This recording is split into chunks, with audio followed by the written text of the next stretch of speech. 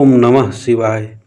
कलयुग के इस भाग दौड़ भरे जीवन में जहाँ हर इंसान मानसिक तनाव, चिंता और अशांति से जूझ रहा है, वहाँ ईश्वर को पाने और मन को शांत करने का सबसे सरल और अचूक साधन है नाम सिमरन का।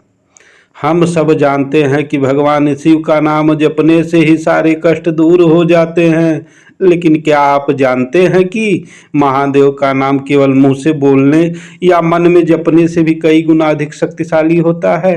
उनका नाम कागज पर लिखना, अध्यात्म में इसे शिव नाम लेखनी या शिव नाम लेखन की महासाधना कहा जाता है।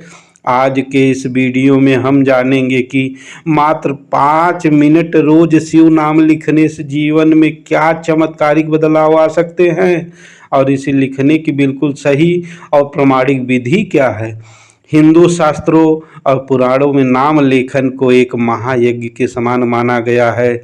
जब हम केवल मुंह से मंत्र बोलते हैं तो केवल हमारी जीभ और वाणी काम करती है, लेकिन जब हम पूरी एकाग्रता के साथ शिव नाम लिखते हैं तो हमारे शरीर के कई हिस्से एक साथ सक्रिय हो जाते हैं। हमारी आंखें शब्दों को देखती हैं, हमारा हाथ पेन चलाता है, हमारा मस्तिष्क अक्षरों की बनावट पर ध्यान केंद्रित करता है और हमारा मन पूरी तरह शिव जी के स्वरूप में लीन हो जाता है। इसे आधुनिक विज्ञान की भाषा में हैंड ब्रेन कोऑर्डिनेशन और अध्यात्म में पूर्ण आत्मसमर्पण कहते हैं। जब आपका मन और शरीर एक ही बिंदु पर केंद्रित हो जाते हैं तो वह ध्यान की उच्चतम अवस्था होती है। रोजाना शिव नाम लिखने से मस्तिष्क में सकारात्मक तरंगें पैदा होती है।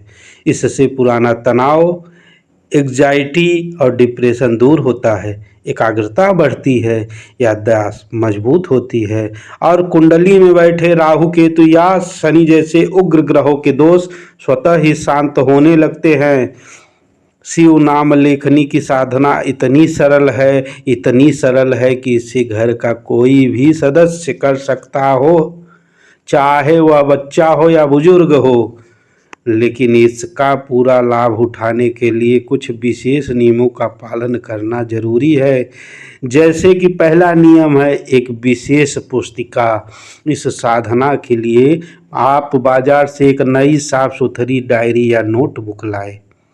ध्यान रखें कि वह फटी हुई या रफ कॉपी ना हो। इसे अपने घर के मंदिर या किसी पवित्र स्थान पर ही रखें। दूसरा नियम आसन और दिशा।